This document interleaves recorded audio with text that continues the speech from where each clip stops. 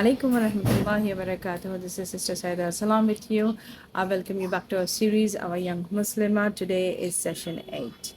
So, we are going to talk about something that most of it takes up 80% of your group chats or feeds right now. It's the big event, whether it's a high school prom, a sweet 16, somebody's wedding, a uni fresher party, a graduation bash, or a farewell. We all know the drill. As soon as the date gets announced, the entire vibe shifts. Suddenly, it feels like the last few years of your life doesn't count unless you show up in the designer outfit, hire a glam team, and post an aesthetic vlog that gets thousands of views. The countdown begins and the pressure is real. Your friends start hitting you with the classic lines. Come on, it's just a harmless party. It's the very last time we're all going to be together. Don't worry, it's just music and vibes. It's totally fine. And then you open social media, and what do you see? Tutorials popping up left, right, front, back. How to hijabify your party dress, or get ready with me, turban tutorial for night out. It makes you stop and ask, why are we so desperate to copy every mainstream trend just to feel like we fit in? Is Islam really just a random checklist of dietary rules where, as long as the food is halal, you can sit in any bar or club and have your halal food? Let's strip up the aesthetic LED lights, the glitter, and the Instagram filters for 1 second. What actually happens at these big parties? Whether it's a sweet 16, a fresher event, or a farewell, modern party culture is built on few specific things, and I'm sure you're going to agree with me. Mixed dancing, loud music, competing over physical appearance, and an atmosphere designed around free mixing, boys and girls seeking attention, hookup culture.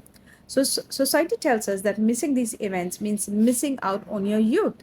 But let's look at what Allah tells us in the Quran in Surah Al Isra, verse 32. Allah says, and come not near to unlawful um, lovemaking. Wali, it is fahashi or unlawful zina.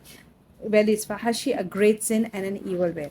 Notice the phrasing. Allah doesn't just say, don't commit the sin. He said, do not even come near it. That means avoiding the environments, the setups, and the atmospheres that naturally push boundaries, like late night party vibes, flirting, or touchy feely situations where standards slowly slip away. And then Allah gives us the ultimate tool for keeping our hearts clean in Surah An-Nur, verses 30 and 31. He tells that the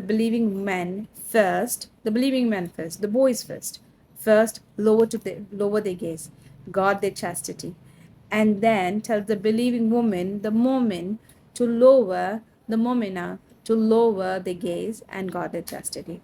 Why does Allah mention lowering your gaze before guarding your chastity? Because the eyes are the doorway to the heart. What you take in visually directly shapes what you feel, what you do.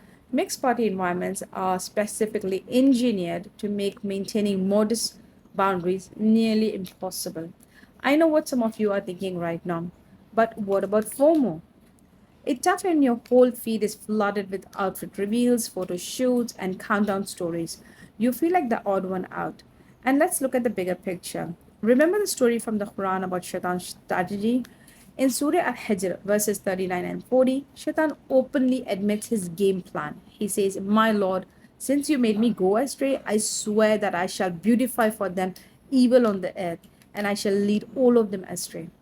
Did you catch that word? Beautified. Shaitan doesn't package haram environments in an ugly box labeled danger, do not touch. He wraps it in aesthetic ring lights, cinematic video edits, red carpet, and fire playlist. He makes you think this is harmless fun and you deserve to be part of the hype. When we compromise our values just to fit in for a 4 hour party, who are we really pleasing?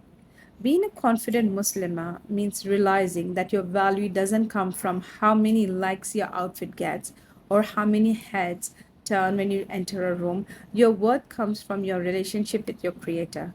Trying to bend Islamic guidelines to fit non Muslim traditions like hijabifying outfits for events that aren't modest to begin with is like trying to fit a square peg in a round hole.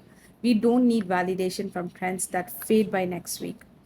So what's the next move instead? You're like, okay, I can't go to these parties. Then what do I do? Just sit around at home and sulk? No, I'm not saying that. I'm not asking you to stay at home, turn off your phone, or feel left out. Absolutely not.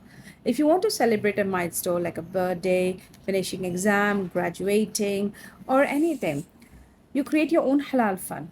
Plan a theme, high aesthetic girls' dinner or a mocktail night. Rent a cozy place, set up a backyard lounge, or host a aesthetic brunch where everyone can dress up, take amazing pictures, laugh, celebrate without any compromise boundaries. Or plan a weekend away, a spa day, or a fun group outing with friends who actually lift up your theme. You don't have to sacrifice your principles to have an unforgettable time. Real strength isn't following the crowd when the crowd is walking into a compromise. Real strength is standing up and saying, my deen is more than a temporary party. When you make a choice to leave something for the sake of Allah, Wallah lazim, I've seen this in my life too. Allah always replaces it with something far better. Inna lillahi wa inna ilayhi rajiun. Allahumma ujunni fi musibati wa ikhtilafi li khairan minha. Allah does replace it with something better, like peace of mind, true confidence, genuine contentment. Hold your head high. Be proud of your identity and don't let anyone make you feel small for standing firm in your values. Thank you. Thank you for listening to me, and I really hope that I made sense. But before I go, I want to ask you a question. When you think about the events you attend, are you choosing them because they generally bring you closer to who you want to be, or because you're afraid of being the only one who says no? What is one boundary you can set this year to protect your heart and your deen during a party season? Jazakallah khair. Assalamu alaikum wa rahmatullahi wa barakatuhu.